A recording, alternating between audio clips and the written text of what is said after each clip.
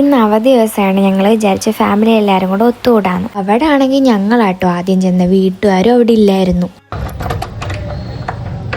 അങ്ങനെ താക്കോലൊക്കെ കിട്ടി, കതവ് തുറന്ന് ലൈറ്റൊക്കെ ഇട്ടിട്ട് ഞങ്ങൾ അവിടെ വെയിറ്റ് ചെയ്തിരിക്കാൻ തുടങ്ങി. അപ്പോഴത്തേക്കും വീട്ടുകാരൊക്കെ വന്ന്. കുറച്ച് കഴിഞ്ഞപ്പോഴത്തേക്കും അടുത്ത കൂട്ടുകാർ വന്ന്.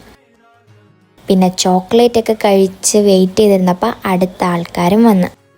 പിന്നെ അവർ കൊണ്ടുവന്ന സാധനം കാണിച്ചു തരുവാണ് കേട്ടോ. ഇതാണ് കുട്ടി. കുറേ നാളിന് ശേഷം കണ്ടതിൻ്റെ സന്തോഷമുണ്ട്. അങ്ങനെ വെയിറ്റ് ചെയ്തപ്പോൾ അടുത്ത ആൾക്കാരും വന്നു. അവർ കേക്കും കൊണ്ടുവന്നു. പിന്നെ കൂടെ വേറെ സാധനം ഉണ്ടായിരുന്നു. പിന്നെ മാങ്ങ കഴിച്ചുകൊണ്ട് അങ്ങോട്ട് സംസാരം തുടങ്ങിയത്.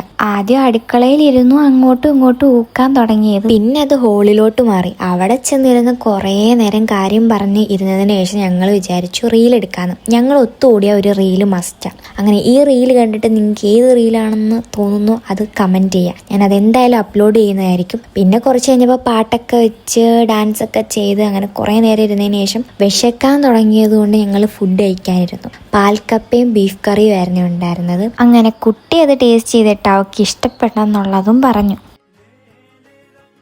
അങ്ങനെ എല്ലാവരും താഴെ ചുറ്റിനും ഇരുന്ന് ഫുഡ് കഴിക്കാൻ തുടങ്ങി.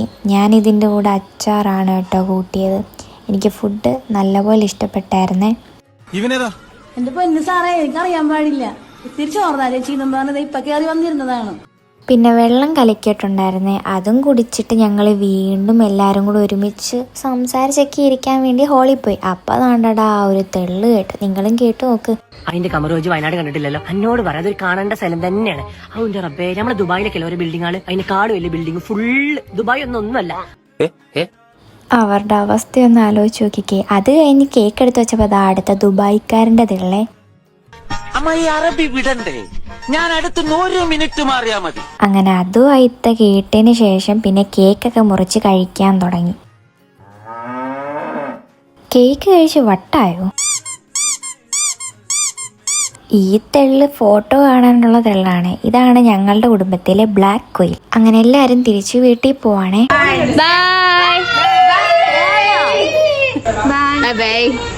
പിന്നെ കാണാം അടുത്ത ഇതിൽ.